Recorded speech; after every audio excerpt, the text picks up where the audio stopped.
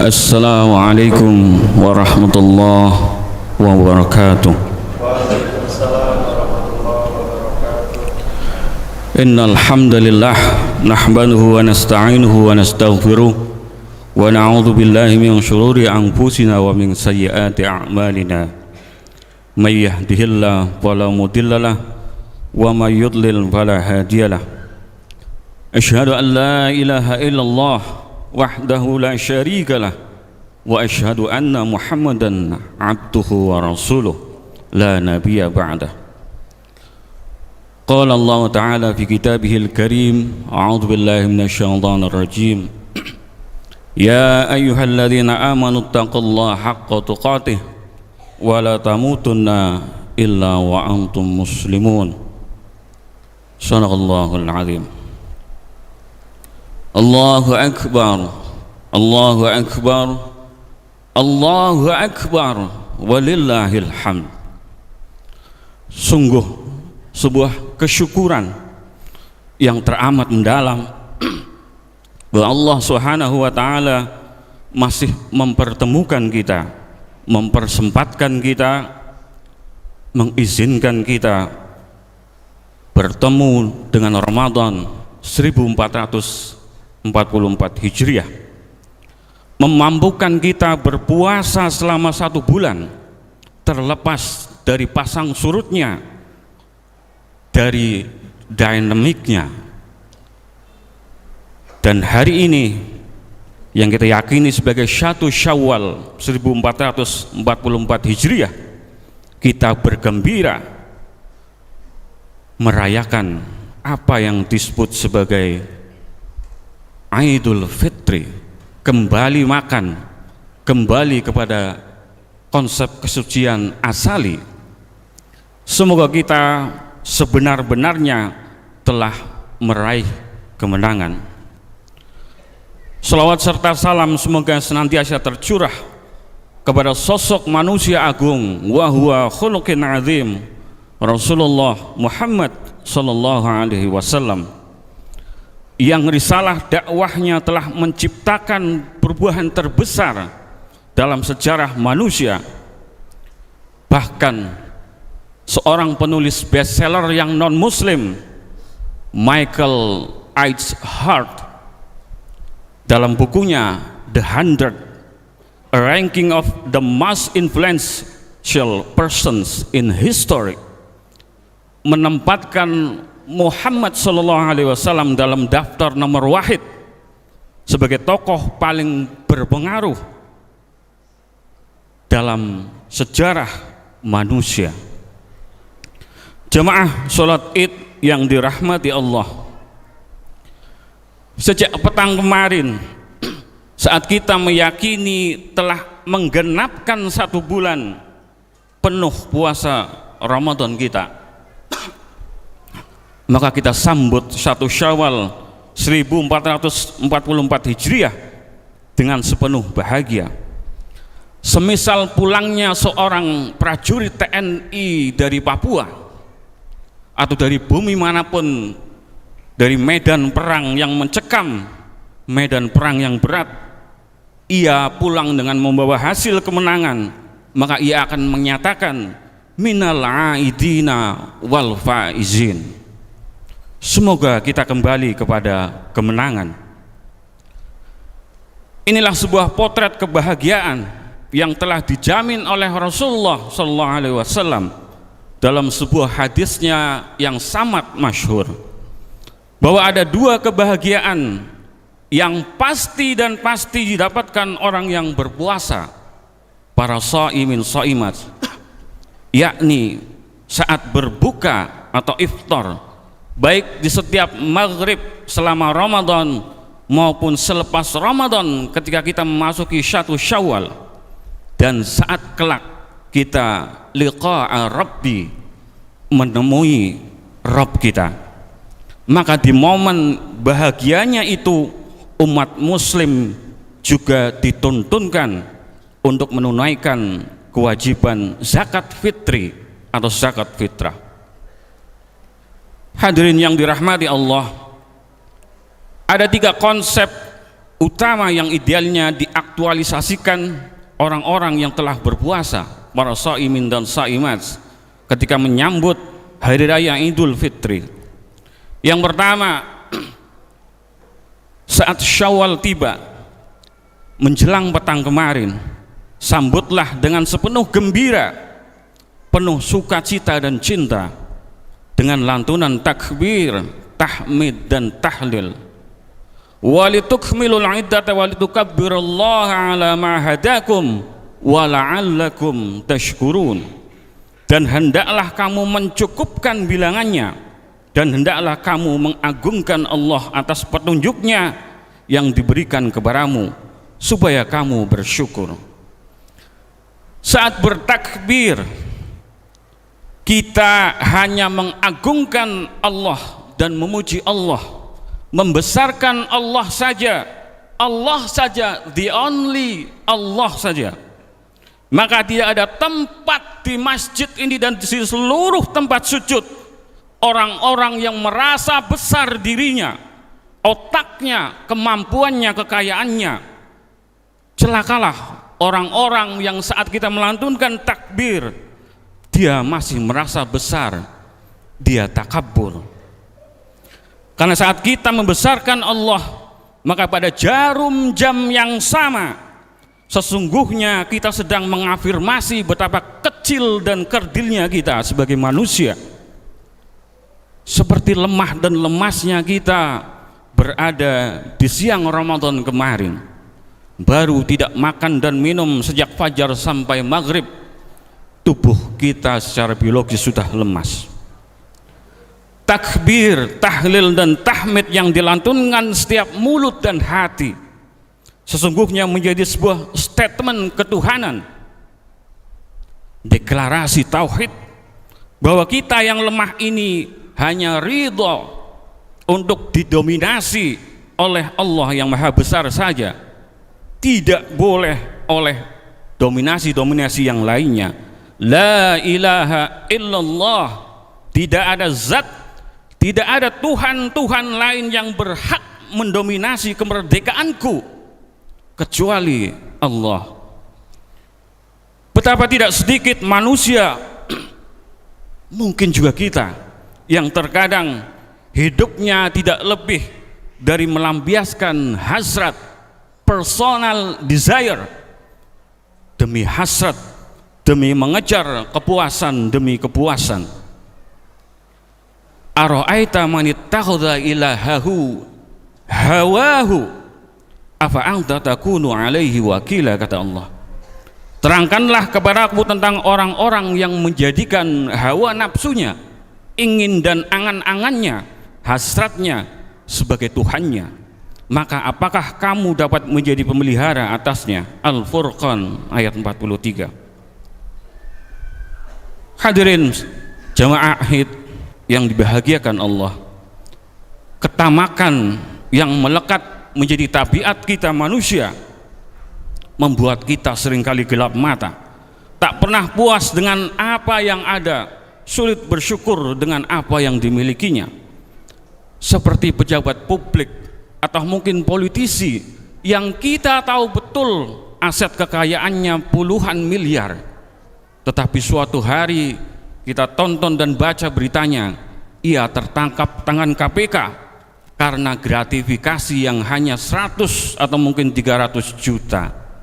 Kekayaannya 30 miliar, dia masih mau menerima suap yang hanya 300 juta, hanya 1%.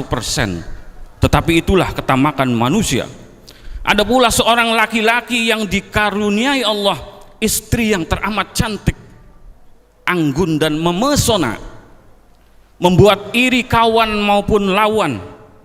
Tetapi saat si lelaki ini keluar rumah sendirian, matanya masih saja melirik kanan dan kiri, mencari objek yang menggairahkan syahwatnya. Atau bagi perempuan, ini semisal betapa seksinya papan diskon bertuliskan 50% plus 20% plus 10%, di mana saat ia membayar produknya di kasir, ia kembali mendapatkan voucher potongan senilai 150.000 mungkin 200.000. Hasrat konsumsinya terus dieksploitasi sehingga ia never ending, unstoppable, tak pernah ada ujungnya. Rasulullah melukiskan tentang tabiat tamak manusia dengan bahasa yang sangat indah sekaligus ironis. Seandainya seorang anak Adam memiliki satu lembah berisi emas, tentu ia menginginkan dua lembah lainnya, dan sama sekali tidak akan memenuhi mulutnya atau tidak akan pernah merasa puas selain illat turab, kata Rasulullah, kecuali tanah, kecuali ia telah mati. Dan Allah menerima taubat orang-orang yang bertaubat. Muttafaqun alaih. Jemaah Id yang dirahmati Allah, itulah nafsu, hasrat, ingin dan angan-angan yang unstoppable yang menghalangi manusia mendapatkan kebahagiaan sejatinya, true happiness. Terjatuh dalam penderitaan seperti terusirnya Adam dan Hawa dari surga sebagai simbol kebahagiaan ke bumi yang fana dan penuh derita, lantaran melanggar satu-satunya pantangan yang ditetapkan Allah dari berjuta fasilitas kenikmatan surga yang dipersilahkan. Tabiat tamak telah ada secara genealogis dalam penciptaan manusia, tetapi sebagai piranti yang dilekatkan Allah, sebagai tools yang melekat dalam ciptaan kita bersama akal, nafsu adalah fitrah, ia tidak boleh dibunuh. Maka agama menuntunkan kita, menuntunkan umat beriman untuk mengendalikannya. Dan metode paling purba dan paling universal dikenal dalam setiap agama dan kepercayaan tidak lain untuk mendidik nafsu, tidak lain adalah puasa. Karena puasa adalah perisai bagi nafsunya. Asyamu junnah, kata Rasulullah. Puasa Ramadan sejatinya adalah sebuah momentum bagi seorang beriman untuk meraih posisi nafsunya, menjadi raja dan pengendalinya, drive your own car, dan jaminan atas orang-orang yang telah menaklukkan dirinya tidak lain adalah bahagia. Adakah orang berpuasa yang tidak bahagia ketika ia berbuka di saat maghrib? Dan dari ritual berbuka kita menjadi mafhum bahwa syarat untuk berbahagia ternyata teramat sederhana, so simple, sesimpel segelas teh manis atau mungkin segelas kopi susu dan mungkin satu atau dua potong kue, tidak lebih dari itu. Ini adalah sebuah prototipe ikhwal perjuangan manusia menemukan bahagia, kembali kepada fitrahnya yang suci dan bahagia, semisal kondisi Adam dan Hawa saat masih mendiami surga. Bahwa tidaklah kebahagiaan itu diperoleh dengan memenuhi semua keinginan, melainkan dengan mengontrol keinginan-keinginan yang tidak ada ujungnya. Seperti kata Imam Syafi'i dalam konsep al-istighna anisyai yang sering disampaikan oleh Gus Baha, perasaan cukup bukanlah saat kita mampu memenuhi semua keinginan, tetapi justru konsepnya sebisa mungkin banyak keinginan yang kita cancel. Jamaah sidang Id rahimakumullah, nilai keutamaan kedua dari Idul Fitri adalah kepedulian, komitmen untuk berbagi kebahagiaan. Rasulullah SAW bersabda, kullu amal ibni Adam lahu illa siyam, kata Allah dalam hadis qudsiynya, fa innahu li wa ana ajzibihi. Sungguhnya amal setiap anak Adam adalah untuk dirinya kecuali puasa, kata Allah, akulah yang akan mengganjar langsung pahalanya. Puasa itu ia adalah ibadah yang teramat private, tetapi di akhir Ramadan orang yang berpuasa diminta melompat kepada kesadaran yang berdimensi sosial melalui zakat fitrah. Inilah lompatan kuantum, kata Kunto Wijoyo, dari kesalehan personal, kesalehan masing-masing individu kepada kesalehan sosial. Kali dikatakan seperti dalam sebuah hadis bahwa zakat fitri itu mensucikan orang-orang yang berpuasa sekaligus sebagai makanan bagi mereka yang kekurangan. Maka siapa yang mau berbagi kebahagiaan, maka sejatinya ia sedang memproses dirinya untuk bahagia. Orang-orang bijak menyatakan bahwa puncak kebahagiaan manusia bukanlah saat ia memenuhi semua keinginannya, tetapi justru ketika ia terlibat untuk membahagiakan orang lain. Hadirin yang berbahagia, nilai keutamaan ketiga yang terakhir dalam berhari raya Id adalah memperkuat ukhuwah. Hari ini Muhammadiyah dan sebagian warga muslim lainnya di Indonesia maupun di seluruh penjuru dunia menetapkan tanggal 21 April ini sebagai 1 Syawal. Sementara pemerintah dan mungkin saudara-saudara kita muslim yang lainnya di Indonesia Sabtu baru berhari raya. Ini bukan perkara baru. Dahulu saudara kita yang Nahdiyin terbiasa menyelisihi pemerintah, kita tak masalah. Hari ini kita biasa berbeda dengan pemerintah pun saudara kita tidak masalah. Inilah ukhuwah, saudara-saudaraku. Para ulama sepakat bahwa salat Idul Fitri adalah sunnah muakkadah, sunnah yang sangat dianjurkan. Tetapi lebih dari status hukumnya yang sunnah, salat Id juga membawa pesan penting, membawa syiar tentang persatuan dan kesatuan, tentang al-ukhuwah al-islamiyah. Apapun latar belakangmu, kita masih bisa berhimpun dalam shaf yang sama, meramaikan salat Id bersama di masjid dan musala atau di tanah lapang bersama-sama. Pesan ukhuwah ini penting, saudara-saudaraku, terutama karena sudah beberapa tahun ini anak-anak bangsa ini termasuk anak-anak Muhammadiyah menjadi centang berenang, menjadi korban dari narasi-narasi politik dari para elit-elit politik di atas sana yang mempolarisasi seolah kita ini berhadapan dengan saudara kita yang lainnya, memecah belah, divide et impera, hingga kita lebih mahir mengucapkan minhum daripada minna. Kita layak prihatin betapa mahirnya anak-anak kita, para netizen Indonesia, dengan perilaku sharing sebelum saring, komen dulu sebelum membaca. Kita mengalami darurat membaca yang parah.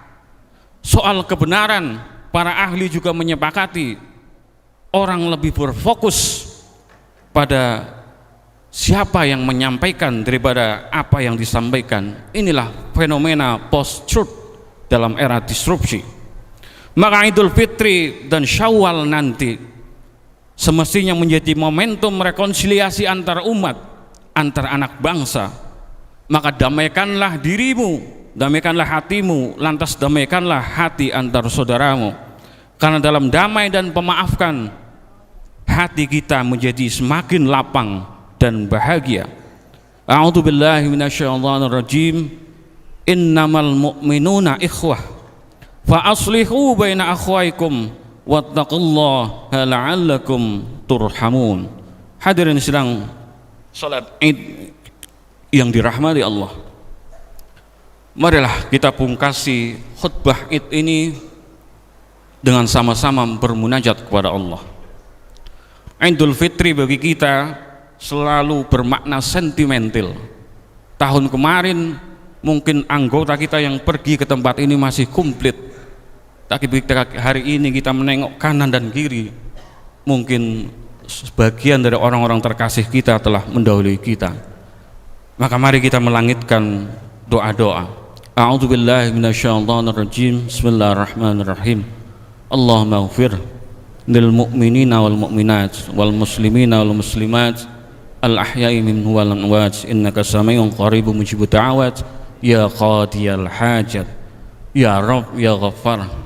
Kami tahu ya Allah, ampunanmu lebih besar dari gunungan dosa-dosa yang kami himpun sejak kami akil balik sampai hari ini ya Allah. Kami mungkin malu ya Allah, seandainya Engkau cabut nyawa kami hari ini ya Allah, mungkin amal-amal kebaikan kami masih kalah jauh dibandingkan dosa dan maksiat kami ya Allah. Mungkin sholat kami telah 5 waktu dan mungkin bahkan dilaksanakan berjamaah di masjid, tetapi lisan kami mungkin masih membekas dalam hati saudara dan tetangga kami ya Allah. Maka kami berlindung kepadamu ya Allah dari mati dalam kondisi memikul dosa dan maksiat. Sempatkan kami ya Allah untuk menyempurnakan amal kami, sehingga kelak ketika Engkau cabut nyawa kami, Engkau panggil kami ya Allah, kami dalam kondisi akhir yang baik, husnul khatimah. Ya Rabb, ampunkan dosa kedua orang tua kami ya Allah, sebagaimana mereka tiada henti dan tiada lelah mengasihani semenjak kecil ya Allah.